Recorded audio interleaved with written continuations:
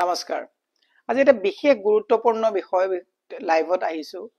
হিমন্ত বিশ্ব শৰ্মা ডাঙৰীয়া যে এজন দক্ষ মুখ্যমন্ত্ৰী নহয়, ই বাৰে বাৰে প্ৰমাণ কৰিছে। যোৱা পৰহিৰ যদি আপোনালোকে খবৰ ৰাখে, এটা প্ৰতিবেদনত ভাৰতবৰ্ষৰ ভিতৰত অতি বেছিকৈ ধৰুৱাৰ সমানুপাতিকভাৱে এওঁলোকে আকৌ কেৰালা অন্ধ্ৰপ্ৰদেশৰ এইবিলাকৰ হিচাপ দিয়ে নহয়, তাৰ যিটো চৰকাৰী যিটো ব্যৱস্থা তাৰ হিচাপত আমাৰ অসম আজি তাৰিখত বহু আগত ধৰুৱা ৰাজ্য হিচাপে আছে। ৰাতিপুৱাই যদি আপুনি খবৰ কাগজখন পায়, খবৰ কাগজত এওঁলোকে ধাৰ লোৱা দুদিন আগৰ পৰা কি দিয়ে যে জিডিপি এওঁলোকে বাহাৰ এটা পুৰণা ডাটা এটা দেখুৱায়। জিডিপি মানে ডেভেলপমেন্ট নহয়, এই কথাটো সাধাৰণ ৰাইজে বুজাটো উচিত। আকৌ চৰকাৰে এতিয়া ল'ব 900 কোটি টকা ধাৰ। হিমন্ত বিশ্ব শৰ্মা ডাঙৰীয়া যে অৰ্থনৈতিকভাৱে দুটা কামত দক্ষ, যে তেওঁ কমিশন লোৱাত দক্ষ, তেওঁ ধাৰ লোৱাত দক্ষ, তেওঁ কেনেকে নন প্ৰডাক্টিভ কামত পইচা খৰচ কৰি পেলাই মানুহক তেওঁ ফালে আকৰ্ষিত কৰিব লাগে তাত দক্ষ। কিন্তু এটা ইকনমিক যিটো বেলেন্স আনিব লাগে তাত হিমন্ত বিশ্ব শৰ্মাই বাৰে বাৰে প্ৰমাণ কৰিছে যে হিমন্ত বিশ্ব শৰ্মাৰ অৰ্থনৈতিক কোনো ৰোডমেপ নাই, কোনো ব্যৱস্থা নাই। এটা প্ৰডাক্টিভ এণ্ড নন প্ৰডাক্টিভ কাম। হিমন্ত বিশ্ব শৰ্মাই যিবিলাক ঋণ লৈ আছে, এই ঋণবিলাক মই অসমৰ সাধাৰণ যিসকল মানুহে ভাবিছে যে আমাক আঁচনি দি আছে, আমাক অৰুণোদয় দি আছে, আমাক বিভিন্ন ব্যৱস্থা কৰি আছে, মই আপোনালোকক কৈছো প্ৰডাক্টিভ এণ্ড নন প্ৰডাক্টিভ, উৎপাদন আৰু অনুৎপাদনশীল কামত হিমন্ত বিশ্ব শৰ্মাই কিমান টকা খৰচ কৰিছে। হিমন্ত বিশ্ব শৰ্মাই নন প্ৰডাক্টিভ কামত যিমান পইচা খৰচ কৰিছে, প্ৰডাক্টিভ কামত 100 টকাৰ মাত্ৰ 19 টকা তেওঁ প্ৰডাক্টিভ কামত খৰচ কৰি বাকি গোটেইবিলাক নন প্ৰডাক্টিভ কামত খৰচ কৰিছে। আজি তাৰিখত ধাৰৰ ওপৰত ধাৰ। হিমন্ত বিশ্ব শৰ্মাৰ চৰকাৰৰ দিনত 86 হাজাৰ কোটি টকা তেওঁ অকলে তেওঁৰ দিনত তেওঁ কি কৰিছে, লোন লৈছে। আৰু তাৰ কাৰণে কি কৰিব লগা হৈছে, আমাৰ চৰকাৰখনৰ আমাৰ অসমৰ যিবিলাক বন থাকে সেই বনবিলাক তেওঁ নিলামত দি পেলাই অতি নিলজ্জভাৱে ধাৰৰ ওপৰত ধাৰ দি মানুহক ক'ব গৈছে যে মই আঁচনি দিছো, ইমান হিতাধিকাৰী দিছো, ইমান মানুহক ফ্ৰী চাউল দিছো, ইমান মানুহক মই কিবা কিবি বস্তু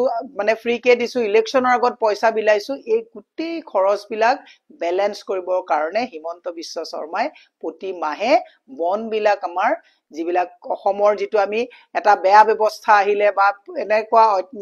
সাংঘাতিক এটা নেচাৰেল কেলামিটি বা তেনেকুৱা এটা ব্যৱস্থা আহিলে অসমখনত আমাৰ যিবিলাক ব্যৱস্থা কেপিটেল থাকে সেই গোটেইবিলাক তেওঁ ৰিজাৰ্ভ বেংকত বনবিলাক নিলাম কৰি তাৰপিছত তেওঁ লোন লৈছে। দুৰ্ভাগ্যজনক কথা। টোটেল 1,56,000 কোটি টকাৰ ধাৰ এওঁলোকৰ দিনত হ'ল। তৰুণ গগৈ চৰকাৰৰ দিনত 15 বছৰত 10,000 কোটি টকা যেতিয়া ধাৰ কৰিছিলে, আপোনালোকে চাগে মনত পৰিছে বিজেপিৰ যেতিয়া প্ৰথম ফাইনেন্স মিনিষ্টাৰ হিচাপে বগা কুৰ্তা পায়জামা পিন্ধি বেগটো লৈ হিমন্ত বিশ্ব শৰ্মাই কৰিছিলে, এইজন মুখ্যমন্ত্ৰীয়ে 15 বছৰত 10,000 কোটি টকা ধাৰ লগাই থৈ গ'ল। ৰাইজ আপোনালোকক কিমান বিপদত পেলাই থৈ গ'ল। এতিয়া মুখ্যমন্ত্ৰীক আমি এগৰাকী সাধাৰণ গৃহিণী হিচাপে ক'লো,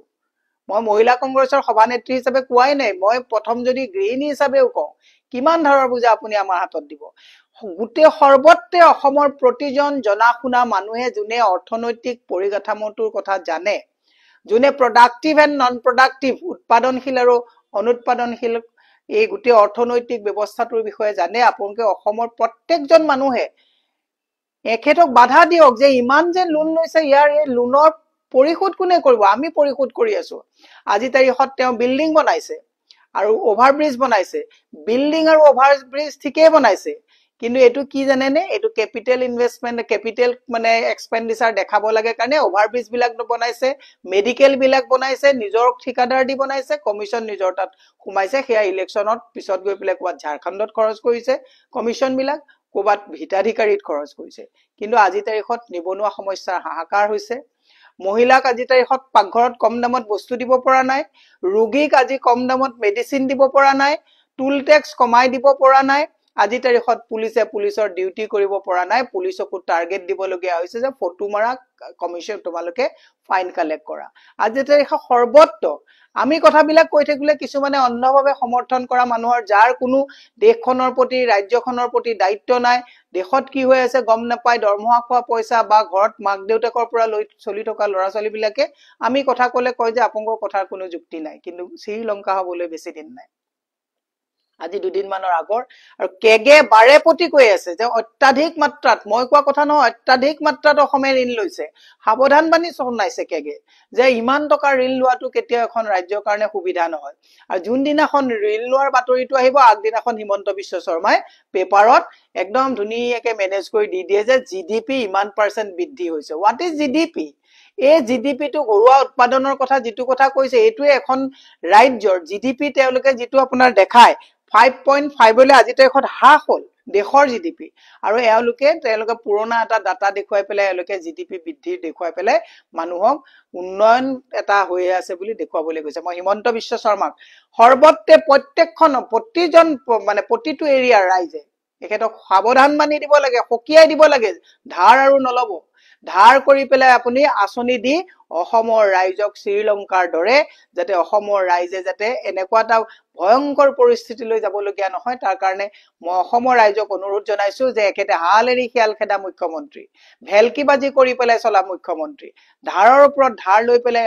ভেলকিবাজি দেখুৱা ফুটনি মাৰা ধাৰ কৰি ফুটনি মাৰা এজন মুখ্যমন্ত্ৰী সকলো ৰাইজে উভতি ধৰক যে যাতে আৰু ধাৰৰ বোজা যাতে আমাৰ হাতত নিদিয়ে আজি তাৰিখত গৰ্ভত থকা বাচ্চাটো ৪৮,০০০ টকা ধাৰৰ বোজা লৈ আছে হিমন্ত বিশ্ব শৰ্মাক মই আৰু দীঘলীয়া নকৰো কিন্তু আপোনাক এটা কথা কৈছো আপুনি ধাৰ ল'ব বোজা আমি ল'ম আৰু আপোনাৰ ধাৰ যোনদিনাখন ল'ব পিছদিনাখনে আমি মেডিচিনত পইচা দিব লাগে পিছদিনাখন গেছৰ চিলিণ্ডাৰত পইচা বেছিকে দিব লাগে পিছদিনাখন স্মাৰ্ট মিটাৰত পইচা বেছিকে দিব লাগে গুৱাহাটীত খোৱা পানীত আজি তাৰিখত মানুহে ডেইলি 200-300 টকা খোৱা পানীত দিব লাগে মাহত 8,000-9,000 টকা খোৱা পানী বিল দিবলগীয়া হৈছে আৰু আপুনি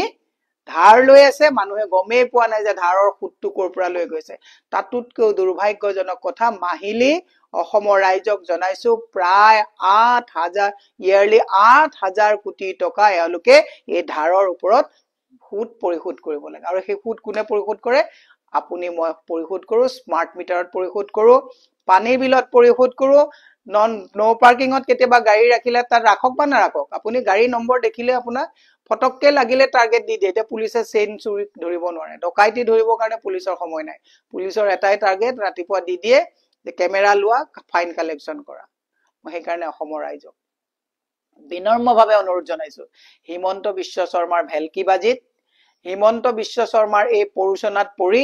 মহিলা সমাজক মই বিনম্ৰভাৱে অনুৰোধ কৰিছো এই আঁচনিৰ পিছত দৌৰুতে আসল কথাবিলাক পাহৰি আমি এতিয়া মৰিচিকা খেদি ঘূৰি ফুৰিছো যেটো হিমন্ত বিশ্ব শৰ্মাৰ লগত সাৱধান হবৰ হ'ল নহলে অসমত মই এটা কথা আপোনালোকক কলো আমি অসমত প্ৰত্যেকজন ধৰুৱা মানুহে আৰু যদি এনেকে হিমন্ত বিশ্ব শৰ্মাই ধাৰ লৈ থাকে মই কৈছো নহয় কিডনি বিকা কথাবিলাক পাহৰি গ'ল আপোনালোকে এতিয়াও কিডনি বেপাৰ চলি আছে মানুহে ব্লাড বিকিবলৈ লৰাছলি যুৱ প্ৰজন্ম আজি তাৰিখত মেডিকেল কলেজত যাও কেনেকে টেষ্ট বিক্ৰী কৰিবলগীয়া অৱস্থা হৈছে গতিকে মই একেদিনাই ইমান দীঘলীয়া নকৰো খালি এটা কথাই কৈছো হিমন্ত বিশ্ব শৰ্মাৰ ভেলকিবাজিত যোনে ভৰি দিছে হিমন্ত বিশ্ব শৰ্মাৰ এইখন এখন যেটো আভুৱা ভৰা জালত যোনে ভৰি দিছে हिंदीत जे कथा আছে दिल्ली का लड्डू जो खाएगा वो भी पछताएगा जो नहीं खाएगा वो भी पछताएगा हिमंत विश्व शर्मार লগত जी থাকিব হি গমেই পোৱা নাই যে হিমন্ত বিশ্ব শৰ্মাৰ জালত ভৰি দিবলৈ যাওতে তেটু গুৰিলকে যে ধাৰত পুত খাইছে এই কথাটো ৰাইজে বুজিলে ভাল মই সেই কাৰণে আপোনাক কৈছো যে আৰু যাতে ধাৰ লৈ আমাক যাতে ধৰুৱা কৰি হস্পিটেললৈ যাবলৈ যাতে 10 বাৰ চিন্তা কৰিবলগীয়া নহয় আৰু এতিয়াতো হৈছে এতিয়া হস্পিটেল যাব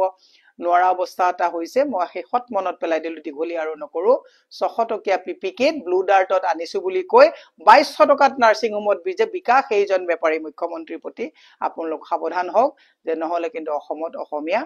কঙাল অসমীয়া হবলৈ আৰু বেছি দিন নাই ধন্যবাদ